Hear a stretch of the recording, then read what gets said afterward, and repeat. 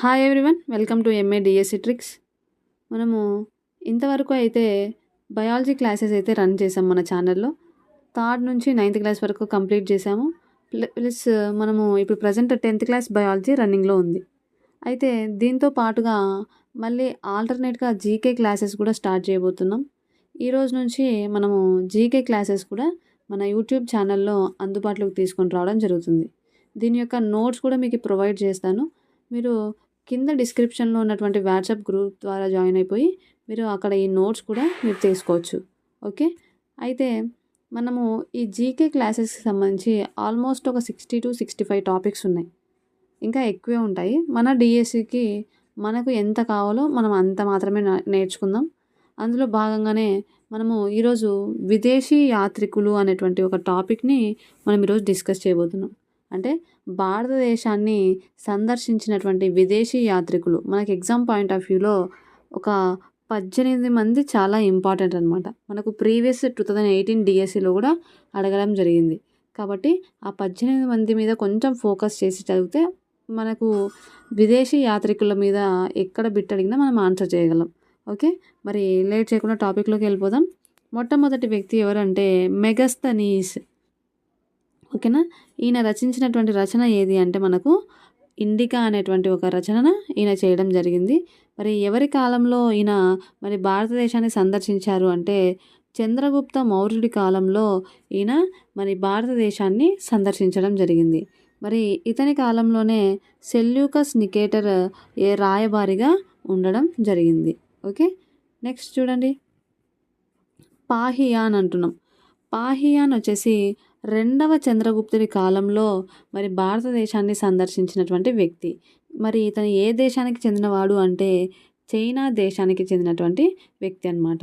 ఓకేనా, నెక్స్ట్ వచ్చేసి Hiuen Tsang. Hiuen Tsang వచ్చేసి ఈయన చైనా దూతగా భారత్ను సందర్శించినటువంటి వ్యక్తి. ఓకేనా, చైనా దూతగా భారత్ను సందర్శించినటువంటి వ్యక్తి ఎవరు అంటే మనకు హుయాన్ సాంగ్. ఓకే, నెక్స్ట్ ఈయన రాసినటువంటి గ్రంథం ఏది అంటే సియూకి అనేటువంటి ఒక గ్రంథాన్ని ఈయన రాయడం జరిగింది, సియూకి. ఓకే, నెక్స్ట్ వచ్చేసి ఇత్సింగ్.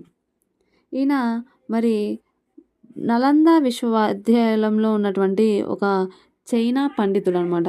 ఓకేనా, మరి ఈ చైనా నుంచి మరి మన భారతదేశంలోని నలంద విశ్వవిద్యాలయంలో మరి ఉన్నటువంటి ఒక పండితుడు ఎవరు అంటే మనకు ఈ సింగ్. మరి నలంద విశ్వవిద్యాలయం ఎక్కడ ఉంది? మనకి బీహార్లో ఉంది. ఓకే, మరి నెక్స్ట్ చూద్దాం, ఆల్ బెరూని. ఆల్ బెరూని వచ్చేసి మధ్య ఆసియాకు చెందినటువంటి వ్యక్తి. ఓకేనా, ఆల్ బెరూని వచ్చేసి మధ్య ఆసియాకు చెందినటువంటి వ్యక్తి. మరి ఎవరితో పాటు ఈయన మరి భారతదేశానికి వచ్చాడు అంటే మహమ్మద్ గజ్నీ సైన్యంతో పాటు మరి మన భారతదేశానికి వచ్చినటువంటి వ్యక్తి అన్నమాట. ఓకేనా, నెక్స్ట్ వచ్చేసి మార్క్ పోలో. ఈయన ఒక వెనిస్ యాత్రికుడు అనమాట.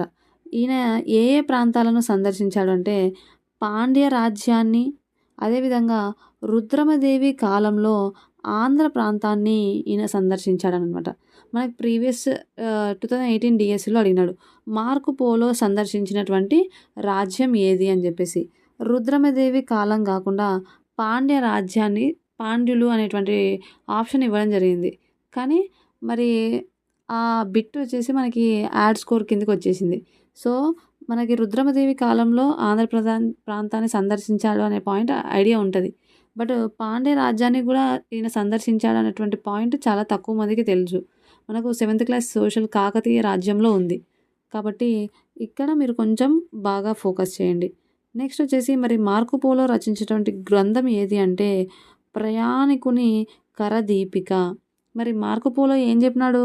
రుద్రమదేవి కాలంలో కాకతీయ రాజ్యాన్ని గమనించిన తర్వాత మరి వాళ్ళ యొక్క బజార్లలో మరి ఏమంటారు బంగారు రత్నాలు ఇవన్నీ కూడా అమ్మేవాళ్ళు అని చెప్పేసి ఆయన గ్రంథంలో రాయడం జరిగింది. ఓకేనా, మరి నెక్స్ట్ చూడండి, నెక్స్ట్ వచ్చేసి ఇబన్ బటూటా. ఈయన మొరాకో దేశస్థుడు.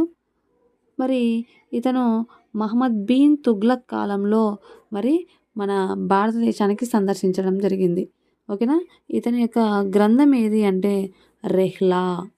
ఓకే, ఇతను రాసిన గ్రంథం ఏది రెహ్లా. నెక్స్ట్ వచ్చేసి ఆల్ మసూది. ఈయన వచ్చేసి భారతదేశంలోని పశ్చిమ భారతదేశాన్ని సందర్శించాడు. నెక్స్ట్ వచ్చేసి నికోలో డి కాంటి, చాలా ఇంపార్టెంట్. ఇతను ఇటలీ దేశానికి చెందినటువంటి వ్యక్తి. మరి విజయనగర సామ్రాజ్యాన్ని, బహ్మనీ సామ్రాజ్యాన్ని ఈయన సందర్శించడం జరిగింది. ఓకే. నెక్స్ట్ వచ్చేసి నికితిన్. ఈయన వచ్చేసి ఫిరోజ్ షా బహుమనీ సామ్రాజ్యాన్ని ఈయన సందర్శించడం జరిగింది. ఓకేనా. నెక్స్ట్ వాస్కో డిగామా, మనకందరికీ తెలిసిందే. 1498లో మరి మొట్టమొదటిగా భారతదేశానికి సముద్ర మార్గాన్ని కనుగొన్నటువంటి వ్యక్తి ఎవరు అంటే మనకు వాస్కో డిగామా. ఎక్కడ కాలికట్ రేవు ఫస్ట్ ఈయన రావడం జరిగింది. ఈయన ఎవరు అంటే పోర్చుగీస్ నావికుడు. ఓకేనా. కేప్ ఆఫ్ గుడ్ హోప్ ఈ అగ్రాన్ని చేరుకున్నటువంటి వ్యక్తి ఎవరు అంటే కూడా మనకి వాస్కో డిగామా. ఓకే. నెక్స్ట్ చూద్దాం. నెక్స్ట్ వచ్చేసి డొమింగో పోయెస్, ఈయన పోర్చుగీస్ యాత్రికుడు. నెక్స్ట్ ఫెర్నాస్ న్యూనిజ్, ఈయన కూడా పోర్చుగీస్. ఈయన విజయనగర సామ్రాజ్యాన్ని అచ్యుతరాయల కాలంలో సందర్శించినటువంటి వ్యక్తి ఎవరు అంటే మనకు ఫెర్నాస్ న్యూనిజ్. నెక్స్ట్ బార్బోసా న్యూనిజ్, ఈయన కూడా మనకి పోర్చుగీస్ యాత్రికుడు అనమాట. ఓకేనా. నెక్స్ట్ వచ్చేసి అబ్దుల్ రజాక్, ఈయన పర్షియన్ యాత్రికుడు. ఎవరి కాలంలో వచ్చినాడంటే రెండవ దేవరాయల కాలంలో మరి విజయనగర సామ్రాజ్యాన్ని సందర్శించాడు. అదేవిధంగా బహమనీ సామ్రాజ్యాన్ని కూడా సందర్శించినటువంటి వ్యక్తి. ఓకే. నెక్స్ట్ వచ్చేసి డయమాకస్, ఈయన వచ్చేసి గ్రీకు రాయబారి విదేశీ యాత్రికుడు. ఈయన వచ్చేసి బింబిసారుడు, ఇక్కడ మిస్టేక్ రాశాను, బింబిసారుడి కాలంలో మరి భారతదేశాన్ని సందర్శించినటువంటి వ్యక్తి. నెక్స్ట్ వచ్చేసి సులేమాన్, ఈయన 9వ శతాబ్దంలో మరి ఇతను ఒక అరబ్ వ్యాపారి అనమాట. అప్పుడు 9వ శతాబ్దంలో మరి భారతదేశాన్ని సందర్శించాడు. నెక్స్ట్ వచ్చేసి పైజ్, ఈయన ఇటలీ యాత్రికుడు. శ్రీకృష్ణ దేవరాయల కాలంలో విజయనగర సామ్రాజ్యాన్ని సందర్శించాడు. నెక్స్ట్ వచ్చేసి మనూచి, ఈయన ఇటలీ దేశానికి చెందినటువంటి వ్యక్తి. మరి షాజహాన్ కాలంలో ఈయన మరి భారతదేశాన్ని సందర్శించినటువంటి వ్యక్తి. కాబట్టి జీకే ఎప్పుడైనా గుర్తుపెట్టుకోండి, జస్ట్ ఒకసారి చదివితే రాదు, నంబర్ ఆఫ్ టైమ్స్ రివిజన్ చేయాలి. ప్లస్ కోడ్స్ ఏమైనా ఉంటే కూడా కోడ్స్ పెట్టుకోవాలి. ఎందుకంటే నంబర్ ఆఫ్ టైమ్స్ రివిజన్ చేసినప్పుడు మన కోడ్ గుర్తుంటే చాలన్నమాట. కాబట్టి అట్లా ప్లాన్ చేసుకోండి. చాలా వరకు జీకే కోడ్స్ ద్వారానే ఎక్కువ గుర్తుండేటువంటి ఛాన్సెస్ ఉంటాయి. సో ఈ 18 మంది గుర్తున్నారు అంటే డెఫినెట్లీ మీకు విదేశీ యాత్రికులు, భారతదేశాన్ని సందర్శించినటువంటి విదేశీ యాత్రికులకు సంబంధించినటువంటి బిట్టు మీరైతే పోనీయరు. సో ఈ పాయింట్స్ అనేవి చాలా ఇంపార్టెంట్, ఒకసారి చెక్అవుట్ చేయండి. మరి ఈ వీడియో కనుక మీకు నచ్చినట్టయితే లైక్ చేయండి, షేర్ చేయండి. ఏమైనా డౌట్స్ ఉంటే కమెంట్ బాక్స్లో తెలియజేయండి. మీ అప్రిషియేషన్స్ ఏమన్నా ఉన్నా కూడా డెఫినెట్లీ కమెంట్ బాక్స్లో తెలియజేయండి. అండ్ సబ్స్క్రైబ్ చేసుకోవాల్సిందిగా మనస్ఫూర్తిగా కోరుకుంటూ సెలవు తీసుకుంటున్నాను. Thank you so much and have a nice day.